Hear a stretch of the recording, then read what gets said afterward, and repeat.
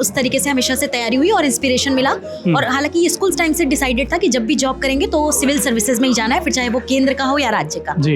Interview में कौन सा पैनल मिला था आपको? और लघु वनोपज के बारे में पूछा गया था, उसका नाम, और सरगुजा में कौन सा मिलता है बोले थे, तो मैं महुआ बोली थी हंसते हुए। जी। उसके बाद मिलेट्स के बारे में पूछा गया था, और महिला सशक्तिकरण के लिए आप क्या करेंगी। पहला मेंस निकला था मेरा, हर बार मेंस में रुक जाती थी मैं। अच्छा। हाँ, तो मेरे लिए तो कौन सा अटेम्प्ट था आपका ये मेरा 4th अटेम्प्ट था। और प्रीलिम्स हमेशा निकलता है पर मेंस रह जाता था। कहाँ कमी नजर आ जा रही थी? 5वां अटेम्प्ट था आपका? यस। इससे पहले के 4 अटेम्प्ट थे, बड़ा तनाव रहा होगा, बड़ा मन कभी ऐसा भी रहा होगा कि यार अब बस हो गया, अब कुछ नहीं होने वाला? 3rd अटेम्प्ट की बात कर रही हूँ, मतलब जब एकदम श्योर थी कि मेरा निकल जाएगा, वो उस टाइम प्रीलिम्स जब मैं फेल हुई थी तो वहाँ से मेरे फूटने में 3-4 महीना लग गया कि अब मेरे मतलब तीसरे अटेम्प्ट में आपका प्री ही नहीं निकल रहा है, तो ऐसा लगता है कि अब नहीं हो पाएगा, प्री नहीं निकल पा रहा है, आप 3000-4000 में नहीं आ पा रहे हो, तो आप कैसे इस लिस्ट में आओगे करके। किसी डीएसपी को देखी आपने कभी इससे पहले कि इनके जैसा बनना है, इनके जैसा काम करना है? किसी कोई नाम याद है? अंकिता शर्मा मैम है जो IPS है डीएसपी राजनांदगांव में। फॉर्चुनेटली मुझे आपके साथ में। हाँ, बिल्कुल। जी। तो सामने से मिलने का भी मौका मिला एक बार। तो कल बात हुई कि नहीं उनसे? आप लोग स्टडी मटेरियल को लेके कैसे तैयार किए? मतलब क्या पढ़ना चाहिए बच्चों को? कुछ लोग पूछेंगे मुझसे कि भैया आप इतने सारे लोगों को बिठाए, टॉपर लोगों को बिठाए, उनसे ये नहीं पूछे कि क्या पढ़ना चाहिए, कैसे पढ़ना चाहिए, किताब कौन सी होनी चाहिए, यूट्यूब में देख क्या देखते हो वो भी बता दो आप। नमस्कार, जय जोहार, जय छत्तीसगढ़। आपकी मुलाकात कराने वाला हूँ 4 बड़े टॉपर से। वो 4 toppers Delhi IAS academy Bilaspur की छात्रा है और इनकी कहानी आप जरूर देखिएगा पूरी। इन चारों से एक साथ बातचीत करने वाले हैं और इन चारों की कहानी बहुत शानदार, ज़बरदस्त है और इसमें दावा कर सकता हूँ कि इस वीडियो में मोटिवेशन भी बहुत सारा मिलेगा, इंस्पिरेशन भी बहुत सारा मिलेगा। और स्पेशली मैं उन बच्चों से ज़रूर कहना चाहूँगा जो CGPSC हो या फिर कॉम्पिटिटिव एग्ज़ाम हो, उन सब की तैयारी कर रहे हैं, वो ज़रूर आखिर तक देखिएगा, क्योंकि मेरे साथ में है साक्षी वर्मा जी, रैंक 16 CGPSC, और सताक्षी पांडे, माफ़ करना जी, और आपका श्रुति गुप्ता, चंचल पैकरा। ठीक है, चारों से एक साथ बातचीत करेंगे, एक एक करके 2 सवाल करते हैं क्योंकि लंबी बातचीत होने वाली है। तो शुरुआत आप ही से करते हैं। आपका रैंक आया है 6 रैंक आया है। ये आपको कौन सा अटेम्प्ट था? सर मेरा प्रीलिम्स काउंट करें तो वो चौथा, प्रीलिम्स का मेरा चौथा अटेम्प्ट था जी। पर ये मेरा प्रीलिम्स निकलने के बाद पहली बार प्रीलिम्स निकला, उसके बाद मेरा फर्स्ट मेंस और फर्स्ट इंटरव्यू था जी। सब कुछ पहला ही था? हाँ, मेंस और इंटरव्यू तो पहले। जी जी जी, बिल्कुल। क्यों अटक जा रहा था प्रीलिम्स? कहाँ अटक देरी हो जा रही? सर कहीं ना कहीं स्ट्रैटेजी में थोड़ी सी चूक हो रही थी, अटेम्प्ट्स कम हो रहे थे जी। और मुझे लगता है कि होलिस्टिक प्रिपरेशन ना होने की वजह से, एक आध सब्जेक्ट ना पढ़ने की वजह से भी कहीं ना कहीं प्रीलिम्स थोड़ा रुक रहा था, ब्लंडर्स हो रहे थे जी। बेसिकली आप बिलासपुर से ही ना? जी जी, बिलासपुर से। CGPSC का है ये? बिल्कुल बिल्कुल जी। तो आपको एक माहौल पहले से मिल गया था कि करना है तो यही से करना है? जी सर, बिल्कुल बिल्कुल। और पारिवारिक माहौल भी ऐसा रहा कि घर से भी हैं ऑफिसर्स ऑलरेडी। कौन कौन है? मेरा भाई है स्वर्णिम शुक्ला, 2022 PSC सिलेक्टेड है जी। तो उस तरीके का बैकग्राउंड भी शुरू से मिला है, तो उस तरीके से हमेशा से तैयारी हुई और इंस्पिरेशन मिला। और हालांकि ये स्कूल टाइम से डिसाइडेड था कि जब भी जॉब करेंगे तो सिविल सर्विसेज में ही जाना है, फिर चाहे वो केंद्र का हो या राज्य का जी। इंटरव्यू में कौन सा पैनल मिला था आपको? सर मुझे निताम सर का बोर्ड मिला था जी। बहुत शानदार है उनका पैनल, ऐसी चर्चा है। फैक्चुअल क्वेश्चंस बहुत थे जी, लेकिन सर डैफ से भी मेरे बहुत ज़्यादा क्वेश्चन किए गए। सर के पैनल में अवस्थी सर भी थे, उन्होंने डैफ से बहुत सारे क्वेश्चंस पूछे। निताम सर ने फैक्चुअल क्वेश्चंस बहुत पूछे और जिन क्वेश्चंस के मैं जवाब दे पाई और जिनके नहीं दे पाई उसके लिए मैंने सॉरी सर ही कहा। अच्छा, पर ऐसा कितनी बार हुआ सॉरी बोलने के वाला? 4 से 5 बार हुआ होगा सर। एकदम ऑनेस्टली सॉरी बोल दिए? हाँ जी। नहीं आता तो नहीं आता? बिल्कुल बिल्कुल जी, ये जरूरी स्ट्रेटेजी भी है। बिल्कुल सर, नहीं आता तो नहीं बता दो, क्योंकि ये एक्सेप्ट करना भी कि आपको कोई चीज़ नहीं आती, वो भी मुझे लगता है ये पॉजिटिव सामने वाले को वाइब देती है कि अगर नहीं आता कोई चीज़ तो बेटर हम उसको एक्सेप्ट कर ले कि हमें नहीं आता। कुछ भी गोल गोल घुमाने से जी मतलब नहीं सर, बिल्कुल। क्या क्या सवाल थे? कुछ इंटरेस्टिंग सवाल आपको? सर मुझसे पूछा गया था कि कौन से ऐसे 3 इवेंट हैं जिसका 100वां वर्ष चल रहा है और कौन से ऐसे 3 इवेंट हैं जिसका 150वां वर्ष चल रहा है। उसके अलावा सर मेरे डैफ से बहुत क्वेश्चन पूछे गए थे। मैं कोसा की साड़ी पहन कर गई थी तो कोसा की साड़ी से क्वेश्चन पूछे गए थे। तो इस बात का भी विशेष ध्यान देना कि आप वेशभूषा क्या धारण की हो जी। तो इस तरीके के क्वेश्चंस पूछे गए थे सर, और पूछा गया था कि MNC क्यों नहीं, इतना अचीवमेंट होने के बाद आप सिविल सर्विसेज में क्यों आना चाहती हैं। तो ये अवस्थी सर ने मुझसे पूछा था कि प्लेसमेंट को आपने क्यों नहीं चुना। हाँ, वहाँ तो अच्छे पैकेज मिल सकते थे जी जी, इससे बेटर जी। तो फिर मैंने उन्हें बताया कि सर एक जब हम एस्पिरेशन लेके चलते हैं शुरू से तो सब कुछ पाने के बाद भी हमें उसी को पाना होता है। और सर मैंने जॉब रिजाइन किया था तो मेरे जॉब से रिलेटेड क्वेश्चन क्या करती थी? मैं सर स्वामी आत्मानंद स्कूल में कंप्यूटर शिक्षक के पद पे रहकर 1 साल कार्य की हूँ, तो उससे रिलेटेड भी मुझसे प्रश्न पूछे गए। बहुत बढ़िया। एक इशू है स्वामी आत्मानंद के शिक्षकों के साथ में कि रेगुलर नहीं कर रहे हैं करके। हाँ सर, अब वो तो है ही बिल्कुल। हालांकि नियुक्ति के समय ही बताया गया था कि संविदा नहीं हो पोस्ट है। पाएगा, हाँ। तो मुझे लगता है कि नियुक्ति के बाद इस चीज़ की मांग करना वो तो ठीक है, हम अपने एम्प्लॉय राइट से मांग कर रहे हैं, लेकिन वर्किंग कंडीशंस को सर पहले ही डिक्लेयर किया गया है कि एक नियम शर्तों में पहले संविदा जब पूर्णतः कॉन्ट्रेक्चुअल नियुक्ति आदेश के समय ही जी क्लियर जी हो गया। बिल्कुल बिल्कुल जी। साक्षी जी, 16वां रैंक है आपका, जी सर। 16वां रैंक। हाँ। और अभी पोस्ट में भी है हाँ, असिस्टेंट डायरेक्टर इंडस्ट्री के पोस्ट। ADI। हाँ, अभी हाल जो फिलहाल- रिसेंटली 2 जी। महीने पहले। नांदगांव में पोस्टेड है। हाँ हाँ। जी। आप बेसिकली कहाँ से आती हैं? मैं रायपुर से हूँ जी। और मेरा स्कूल एजुकेशन भिलाई से हुआ है, पर अभी मैं रायपुर भिलाई में कहाँ से? सेक्टर 10 से, senior secondary sector 10। Secretary school. हाँ। देवेश वाले। देवेश सर है जो। हाँ। बहुत बढ़िया, वो हम तो लोग टैलेंट क्लास- टैलेंट का खजाना है ना वो। हाँ बिल्कुल बिल्कुल। जी जी। देवेश भी साथ में बैच वाला। हाँ हाँ, एक ही क्लास एक ही सेक्शन में थे हम लोग जी। दोनों। कैसा रहा दिल्ली IAS के साथ सफ़र और तैयारी प्रिपरेशन अगर सर- बात करें तो?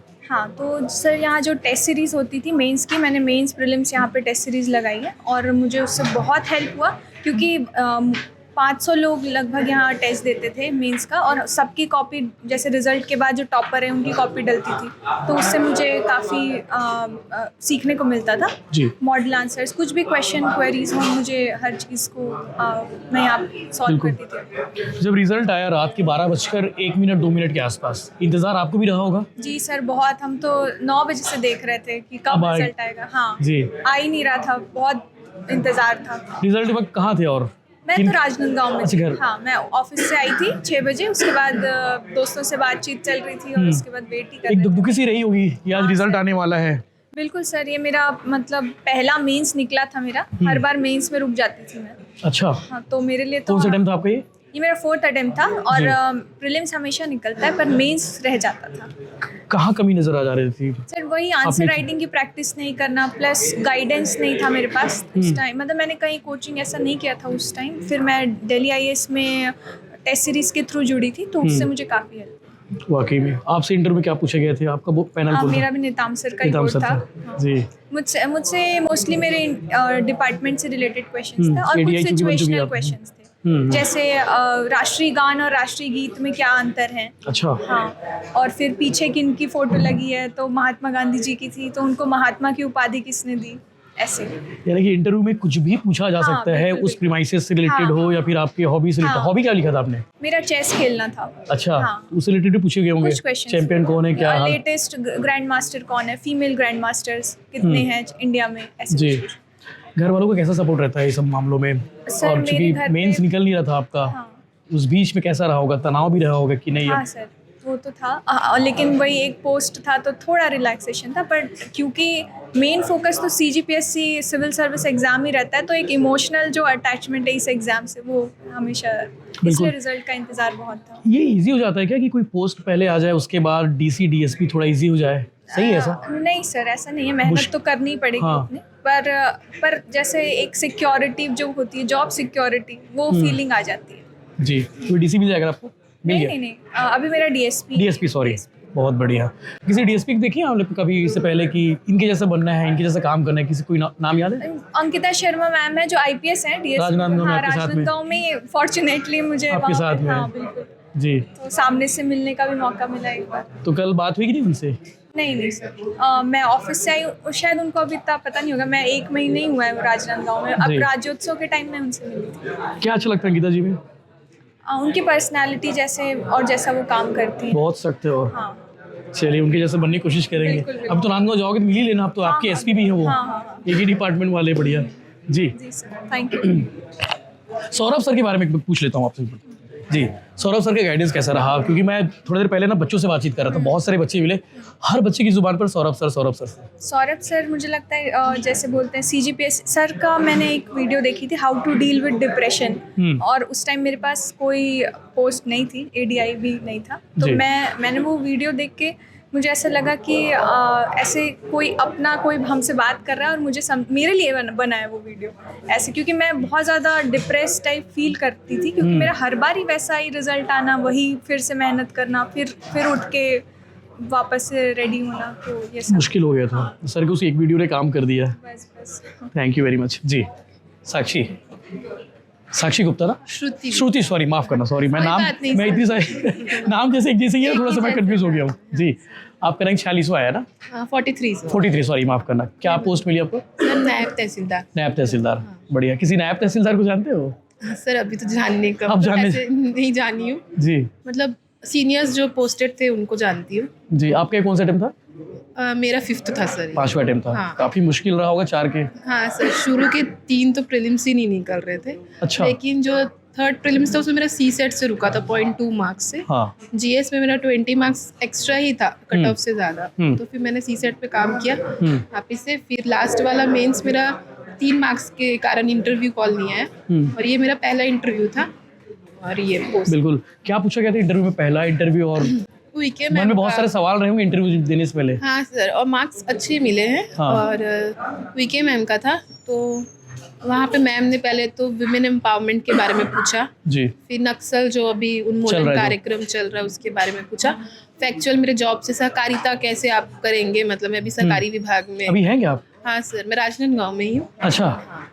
तो जी। वहाँ पे धान खरीदी से संबंधित समस्याएं क्या है, जॉब में कैसे फेस कर रहे हो। फिर आप मतलब इतने मेरिट में थे, मतलब फिजिक्स एमएससी वगैरह किए, तो आप प्रोफेसर क्यों नहीं बने, ऐसा करके ऐसे क्यों घूम रहे हो, मतलब इधर इधर क्यों जा रहे हो। बैंक एमएससी, फिर बैंक एंड फ्री। तो सारे क्वेश्चंस थे मतलब, और साथ में कुछ फैक्चुअल क्वेश्चंस भी थे, जैसे बिल्कुल। छत्तीसगढ़ से, आईआर से या इंडिया से।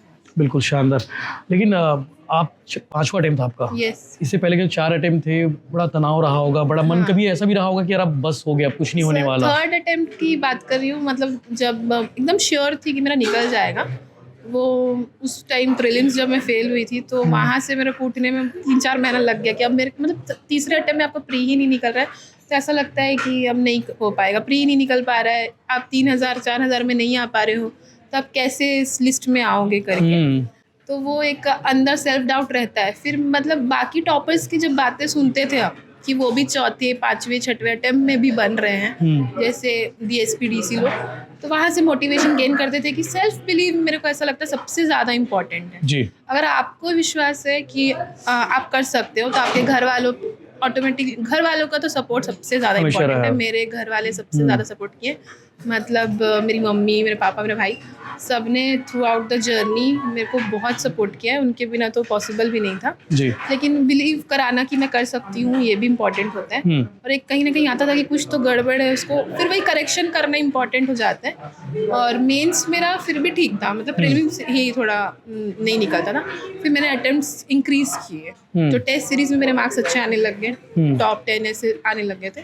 फिर वहाँ से गेन हुआ कॉन्फिडेंस कि जब यहाँ आ रहा है तो आ जाएगा वो, बिल्कुल। फिर जब मेरा 3rd प्रीलिम्स से मेरे मार्क्स अच्छे ही, कट ऑफ से 10-20 मार्क्स इंक्रीज ही रहते हैं जी। तो उसके बाद फिर मैंने डिसाइड किया। लास्ट मेंस मेरा जॉब वॉब ये सब के कारण और थोड़ा प्रैक्टिस भूल चुकी थी, क्योंकि प्रीलिम्स ज़्यादा फोकस हो गया था, ये क्लियर नहीं हो रहा है।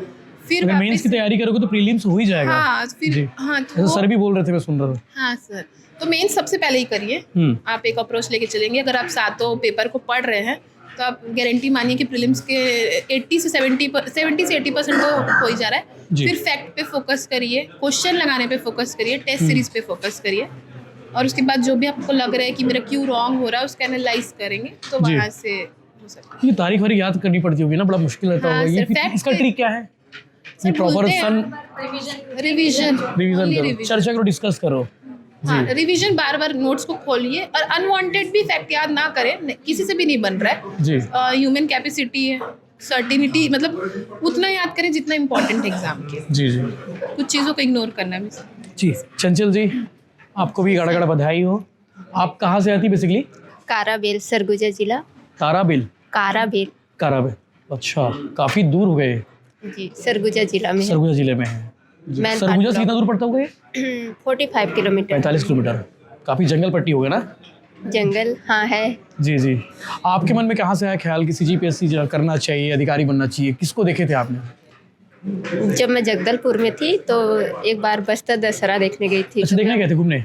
हाँ, जी। तो फिर मैं वहाँ DSP मैम ललिता मेहर मैम को मिली थी। अच्छा। तो फिर उस टाइम ऐसा कुछ इरादा था नहीं। उसके बाद फिर लॉकडाउन लग गया, हाँ। और उसके बाद फिर मैं सोची कि मैं या तो टेक्निकल में जाऊँ या तो फिर इधर। तो फिर मैंने CGPSC चुन लिया, जी। और फिर मैं अपनी ग्रेजुएशन के बाद से ही फिर CGPSC की तैयारी शुरू की। स्कूलिंग वगैरह कहाँ से की? पढ़ाई स्कूल?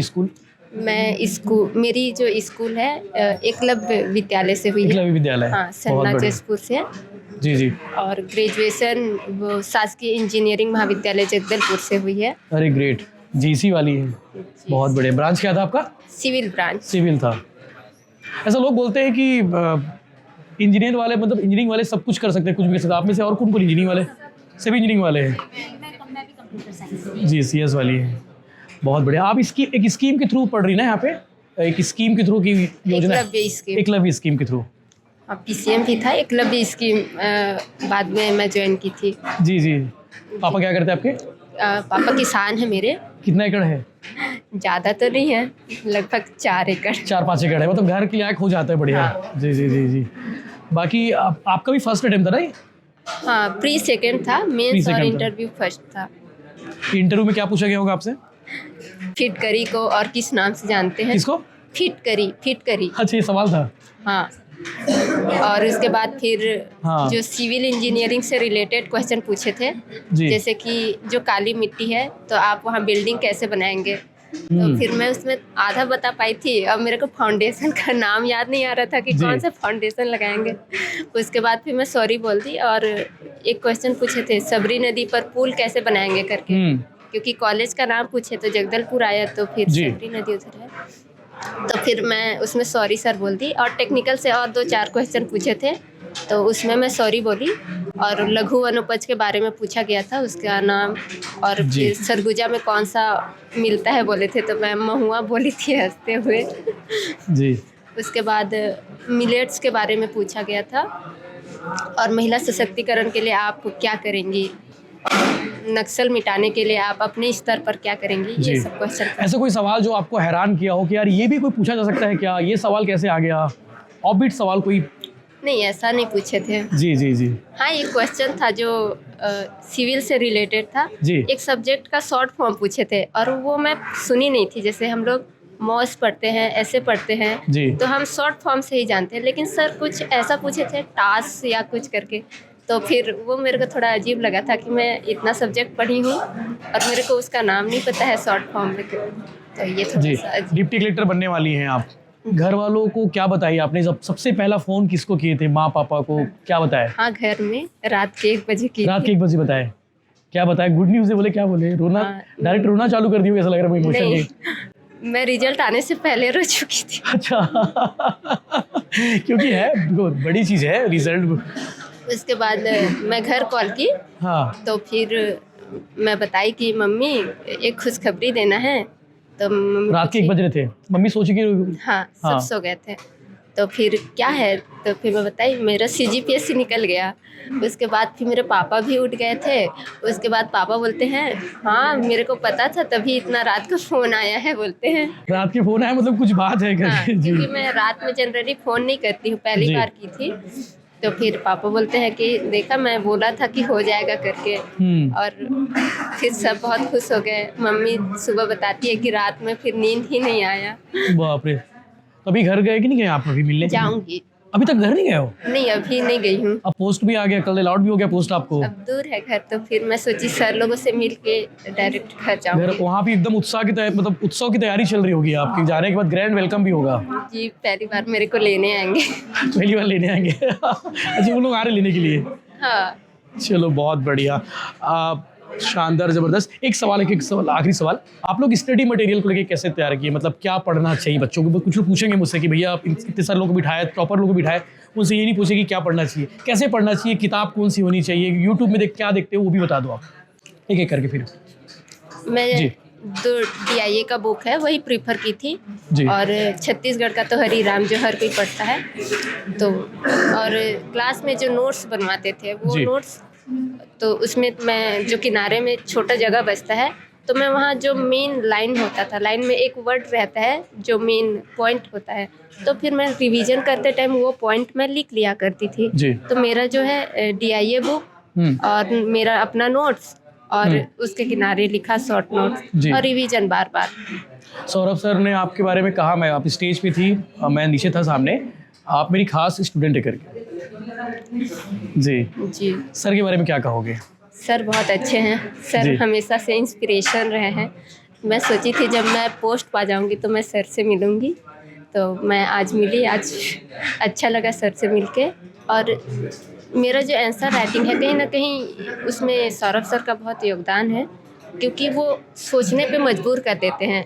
उनका जो पढ़ाने का तरीका है, जो बताते हैं कि हमको ऐसे लिखना चाहिए आंसर राइटिंग, तो आंसर राइटिंग में सौरभ सर जो बताए वो मेरे लिए बहुत बेनिफिशियल था जी। और सौरभ सर तो हैं ही सबके लिए इंस्पिरेशन।